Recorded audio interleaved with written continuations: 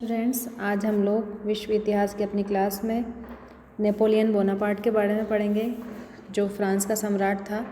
इससे पहले हम लोगों ने फ्रांस की क्रांति के बारे में पढ़ा और आज फ्रांस के इतिहास में महत्वपूर्ण भूमिका निभाने वाले एक महान व्यक्ति नेपोलियन बोनापार्ट के बारे में हम लोग आगे पढ़ेंगे। नेपोलियन बोनापार्ट का जन्म 15 अगस्त 1769 को कोर्सिका अजेचियो नामक स्थान था, जो कोर्सिका द्वीप में था, वहाँ पर हुआ था। नेपोलियन के पूर्वज जो थे मूल रूप से इटली के निवासी थे और जो कोर्सिका द्वीप था वो प्रारंभ में इटली में स्थित जिनेवा के अधीन था, लेकिन 1769 में फ्रांस ने इसे जिनेवा से खरीद लिया था। इनके पिता चार्ल्स बोनापार्ट एक अच्छे वकील थे। इनको सरकारी खर्चे पर पढ़ने के लिए फ्रांस भेजा गया। नेपोलियन ने राइन और पेरिस में सैनिक शिक्षा प्राप्त की। सैनिक शिक्षा के साथ साथ इनकी रुचि गणित, इतिहास और राजनीति विज्ञान में थी। शिक्षा प्राप्त करने के बाद नेपोलियन बोनापार्ट सेना में अधिकारी के पद पर नियुक्त हुआ। इस तरह से नेपोलियन का प्रारंभिक जीवन रहा। उसके बाद हम पढ़ेंगे कि नेपोलियन का उत्थान या विकास किस तरह से हुआ। 1793 में अंग्रेज़ों ने तूलो के बंदरगाह पर अधिकार कर लिया था, लेकिन नेपोलियन ने एक सैनिक अधिकारी के रूप में 3 माह के भीतर ही तूलो से अंग्रेज़ों को खदेड़कर अपनी सैनिक प्रतिभा का परिचय दिया। यह उसके गौरवमयी भविष्य की पहली विजय थी। 1794 में उनको इस सफलता के बाद ब्रिगेडियर जनरल बना दिया गया।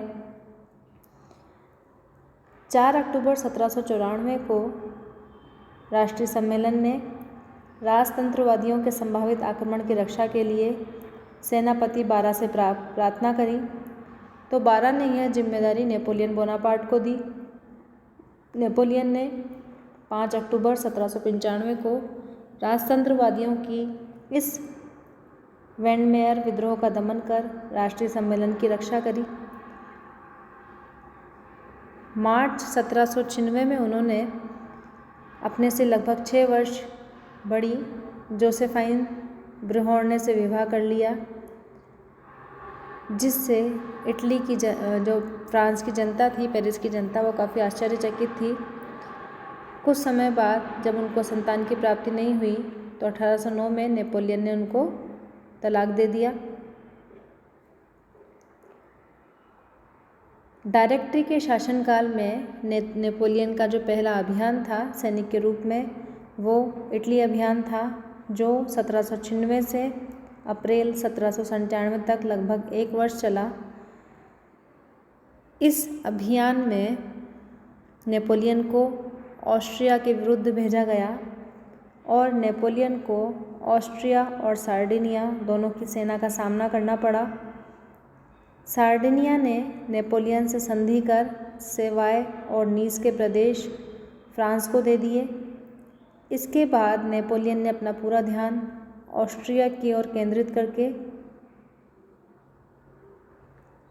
इस अभियान से ऑस्ट्रेलियन तोप गोलों की परवाह न करते हुए नेपोलियन ने अपनी पूरी कुशलता का परिचय दिया और अपने सैनिकों से पहले एडा नदी का पुल पार करके ऑस्ट्रेलियन सेना का सामना किया। इसके बाद नेपोलियन के सैनिकों में उन्हें द लिटिल कॉर्पोरल के नाम से जाना जाने लगा। 13-14 जनवरी 1797 को रिवाली के युद्ध में ऑस्ट्रिया को हराकर नेपोलियन ने मांटुंगा के दुर्ग पर अधिकार कर लिया और 17 अक्टूबर 1797 को ऑस्ट्रिया को काम्पो फॉर्मियो की संधि पर हस्ताक्षर करने के लिए बाध्य किया।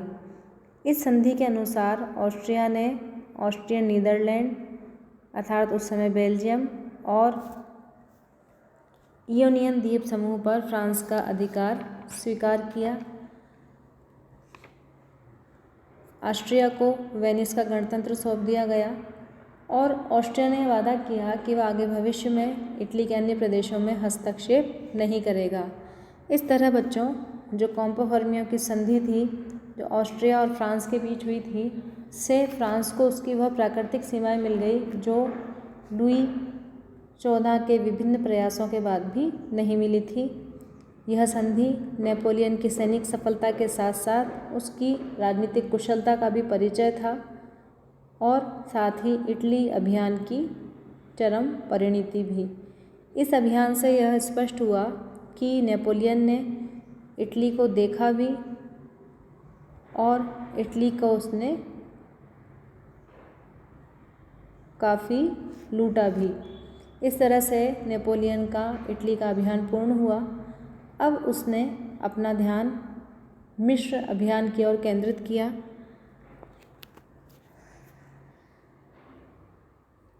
1799 में नेपोलियन को मिस्र के अभियान पर भेजा गया। नेपोलियन मिस्र अभियान के लिए 19 मई 1798 को टूलोस के बंदरगाह से रवाना हुआ। उसके साथ विद्वानों का एक बहुत बड़ा दल भी था, जिन्होंने मिस्र की सभ्यता के बारे में विश्व का अध्ययन करके विश्व के सामने नए नए तथ्य उजागर किए। फ्रांसीसियों ने पिरामिडों के युद्ध में मिस्र के जो शासक थे उनको हराया।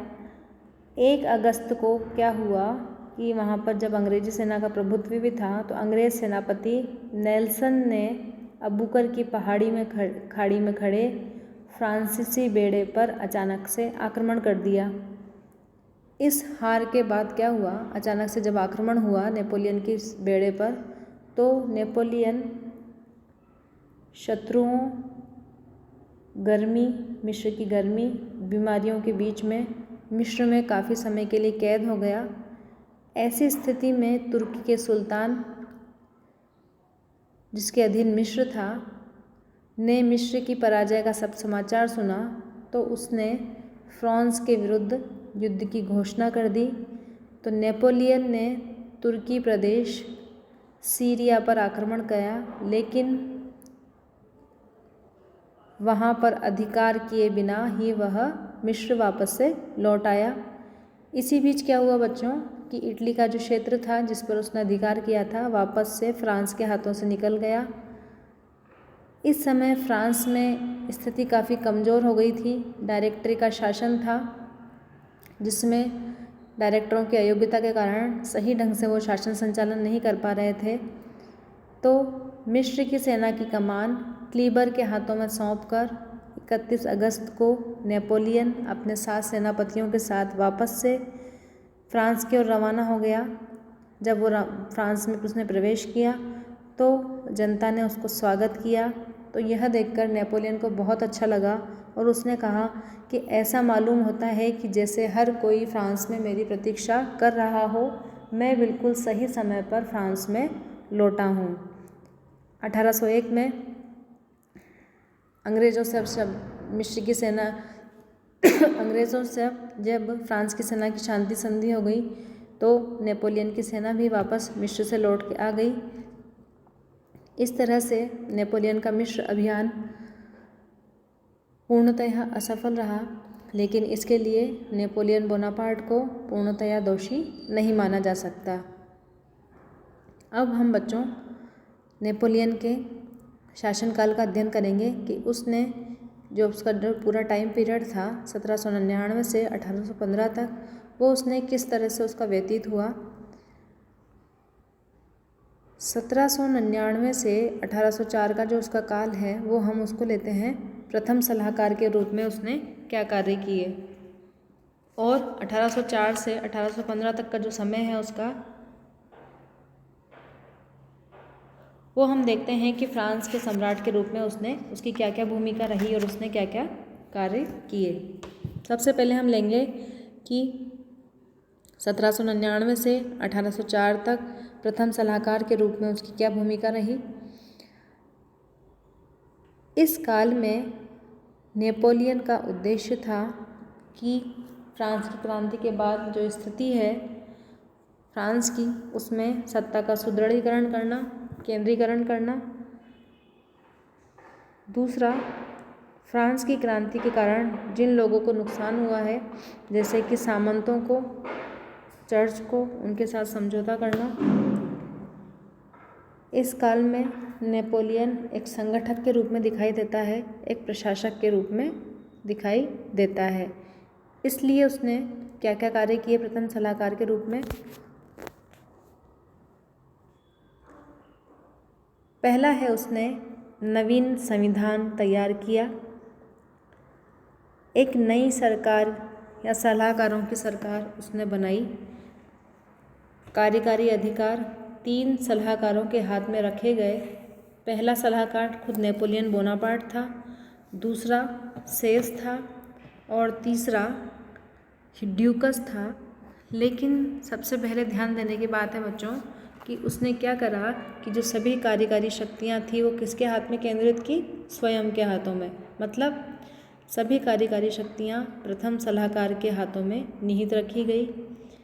नेपोलियन बोनापार्ट को 10 वर्ष के लिए प्रथम सलाहकार नियुक्त किया गया, लेकिन 1802 में यह आजीवन काल के लिए प्रथम सलाहकार नियुक्त हुआ। इसके अलावा 60 सदस्यों की सीनेट का गठन किया गया और इन सदस्यों की नियुक्ति का अधिकार प्रथम सलाहकार के हाथ में रखा गया और इनका कार्य था कि जो प्रथम सलाहकार इनको जो भी आदेश देता है वो इसका पूरा पालन करें। इस तरह जो नवीन संविधान तैयार हुआ उसको 1799 में संध्या को इसको लागू कर दिया गया। दूसरा जो प्रयास हुआ सत्ता का केंद्रीकरण करना। नेपोलियन का जो शासन था वो पूर्णतया केंद्रीकृत था और आंतरिक और जो विदेश नीति थी फ्रांस की उस पर नेपोलियन का पूरा नियंत्रण था। स्थानीय शासन को चलाने के लिए प्रीफेक्ट, सब प्रीफेक्ट, मेयर आदि की नियुक्ति की गई। पेरिस और अन्य प्रमुख नगरों की जो पुलिस थी उसको भी केंद्रीकृत किया गया ताकि शासन का संचालन सही ढंग से हो सके। नेपोलियन ने बूर्बो वंश की तुलना में अधिक अनुशासित, नेपोलियन की तुलना हम बूर्बो वंश से नहीं कर सकते क्योंकि बूर्बो वंश का जो शासन था वो विलासी प्रवृत्ति का था, जनता के शोषण पर आधारित था। लेकिन नेपोलियन का जो राजतंत्र था वो जन इच्छा पर आधारित था, उनकी लोकप्रियता पर आधारित था। इसने अगले अपने प्रयास के रूप में आर्थिक सुधार किए। नेपोलियन को जब पता चला, इस बात का पता था कि जो क्रांति है फ्रांस की क्रांति, उसका मूल कारण क्या था? आर्थिक संकट था। आर्थिक संकट के कारण ही वहाँ की जनता काफ़ी परेशान थी और इसी कारण वहाँ की जनता ने विद्रोह किया था, क्रांति के लिए तैयार हुई थी। तो सबसे पहले नेपोलियन क्या चाहता था कि फ्रांस की आर्थिक स्थिति को सुधारना चाहता था, सुदृढ़ करना चाहता था। तो उसके लिए उसने कुछ प्रयास किए। पहला, सरकारी खर्चे में कटौती के लिए कदम उठाए गए। किस तरह से सरकारी खर्चे कम किए जा सकते हैं? कर वसूली के लिए कठोर कदम उठाए गए। जो बकाया राशि थी उसको वसूल करने के प्रयास किए गए। इन सभी कार्यों के लिए योग्य अधिकारी नियुक्त किए गए प्रशासन में। 1800 में बैंक ऑफ फ्रांस की स्थापना की गई। फ्रैंक नामक एक नई मुद्रा प्रारंभ की गई फ्रांस में। एक्स्ट्रा ऑर्डिनरी डोमेन नामक एक फंड बनाया गया जिसमें क्या व्यवस्था थी कि नेपोलियन जिस देश से युद्ध करता था उस देश के हारने पर वह उस देश से क्या करता था? युद्ध का खर्चा लेता था और जो धन मिलता था उसको उस फंड में वो ट्रांसफ़र कर दिया जाता था। जिससे क्या हुआ कि इतने युद्ध लड़ने के बाद भी नेपोलियन की आर्थिक स्थिति दयनीय नहीं हुई और फ्रांस को कोई ज़्यादा आर्थिक हानि नहीं हुई। अगला प्रयास था उसका एमिग्रट्स के साथ। एमिग्रट्स कौन थे? मैंने पहले बताया था, जो देश छोड़कर जाने वाले सामंत थे उनके लिए एमिग्रट्स शब्द का प्रयोग किया जाता था। तो नेपोलियन ने जो देश छोड़कर जाने वाले सामंत थे वो जानता था कि वो फ्रांस की क्रांति से नाराज़ है, तो उन्होंने उनको आमंत्रित किया कि वह आए। उन्हें उनकी ज़मीन वापस दिलाने का वादा किया। उन योग्य सामंतों को सिविल सेवाओं में उच्च पद प्रदान किए गए।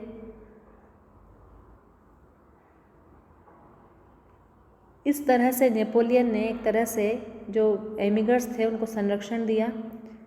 अगले प्रयास में उसने पोप के साथ समझौता किया, जिसे कॉनकॉर्डेट विद द पोप भी कहते हैं, या पोप के साथ धार्मिक समझौता। इस बात पे ध्यान देना, कॉनकॉर्डेट विद द पोप या पोप के साथ समझौता 1801 ईस्वी में पोप पायस तृतीय और नेपोलियन बोनापार्ट के बीच में हुआ था यह समझौता। इस समझौते के क्या कारण थे? पहला, नेपोलियन कैथोलिक जनता का समर्थन प्राप्त करना चाहता था। इस समझौते के अनुसार पोप ने क्रांति के कार्यों को मान्यता दे दी।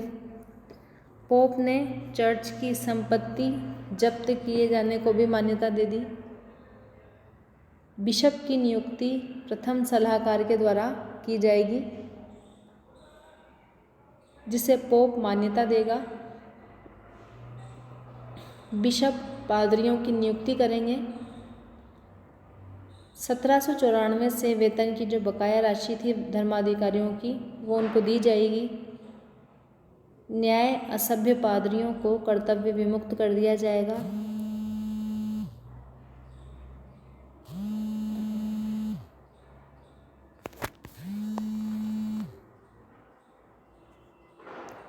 चर्च पुनः खोल दिए गए। कैथोलिक धर्म को राजकीय धर्म माना गया। पादरियों को राजकोष से वेतन दिया जाने लगा। इससे क्या हुआ बच्चों कि जो चर्च था वो राज्य का सहयोगी बना। चर्च का, पोप का नेपोलियन सरकार को समर्थन मिला, जिससे नेपोलियन की स्थिति थोड़ी सुदृढ़ हुई। अगला प्रयास था न्यायिक सुधार। नेपोलियन ने कानूनों को संहिताबद्ध करने का काम जारी रखा। वह अपनी न्यायिक व्यवस्था को मजबूत बनाए रखना चाहता था। इसके लिए उसने कुछ प्रावधान किए। योग्य न्यायाधीशों की नियुक्ति की गई। नए कानून लागू किए गए, जैसे सिविल कोड या code of Napoleon, code of civil procedure, code of criminal procedure, penal code, commercial code. इस तरह से उसने कानून व्यवस्था में कुछ नए कानून लागू करने की व्यवस्था जारी करी। शिक्षा व्यवस्था में उसने सुधार किए। प्रत्येक कम्यून में प्राइमरी स्कूल स्थापित किए गए और प्रमुख जो बड़े नगर थे उनमें हाई स्कूल स्थापित किए गए। व्याकरण और तकनीकी शिक्षा पर स्कूली क्षेत्र में बल दिया गया। लाइसिस जो अर्धसैनिक आवासीय शिक्षण संस्थाएं होती थी नामक बोर्डिंग स्कूल स्थापित किए गए। 1800 ईस्वी में फ्रांस में विश्वविद्यालय की स्थापना की गई। इस समय की शिक्षा ईसाई धर्म के सिद्धांतों पर आधारित रखी गई। अन्य सुधार क्या किए उसने? कई सड़कों, नहरों, पुल आदि का निर्माण करवाया। दलदलीय भूमि जो थी उसको कृषि योग्य बनाया। पेरिस के महलों को कलाकृतियों से सुसज्जित किया और लूव के जो महल थे उसको म्यूज़ियम में परिवर्तित किया। इस तरह से प्रथम सलाहकार के रूप में कार्य करते हुए नेपोलियन बोनापार्ट ने अपनी स्थिति को मजबूत करने का प्रयास किया। फ्रांस की स्थिति को सुधारने के लिए प्रयास किया, जो क्रांति के बाद की उसकी स्थिति थी। इसके बाद 1804 में नेपोलियन बोनापार्ट ने फ्रांस के सम्राट के रूप में अपने को स्थापित किया और 1804 में नेपोलियन बोनापार्ट का राज्याभिषेक हुआ 2 दिसंबर 1804 को। इस हेतु रोम से पोप को बुलाया गया और इस प्रकार 1804 में नेपोलियन बोनापार्ट फ्रांस के शासक के रूप में आसीन हुआ और 1815 तक उसने फ्रांस के सम्राट के रूप में कार्य किया। इस समय उसने अपने उद्देश्य रखे। पहला था फ्रांस और स्वयं की प्रतिष्ठा को स्थापित करना और इसके लिए उसने एक नई नीति का प्रारंभ किया जिसे एक यूरोप एक स्वामी की नीति कहा जाता है।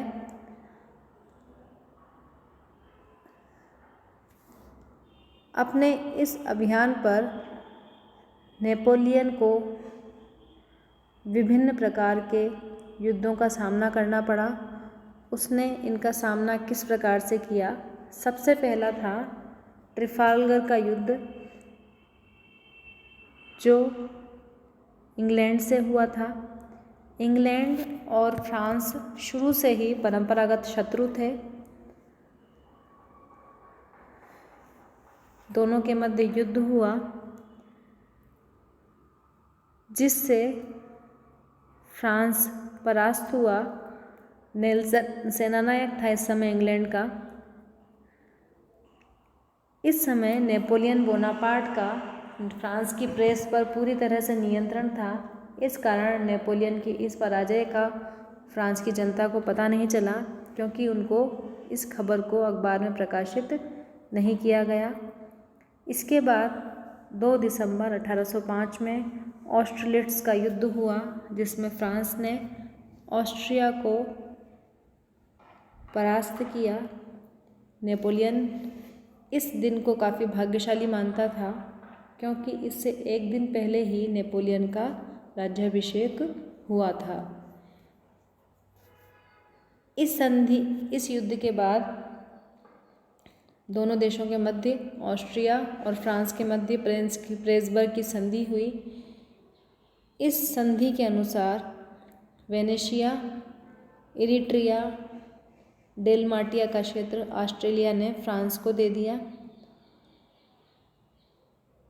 इसके बाद नेपोलियन ने यूरोप के कई छोटे बड़े राज्यों को पराजित किया और इन राज्यों को अपने अधीन करके अपने रिश्तेदारों को यहाँ पर नियुक्त किया। जैसे बड़े भाई जोसेफ बोनापार्ट को उसने नेपल्स का शासक बनाया।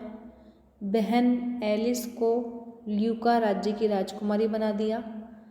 लुई बोनापार्ट, जो उसका छोटा भाई था, उसको हॉलैंड का शासक बनाया और सौतेले पुत्र योजिन को इटली के राज्यों का वायसराय बना दिया। इस तरह से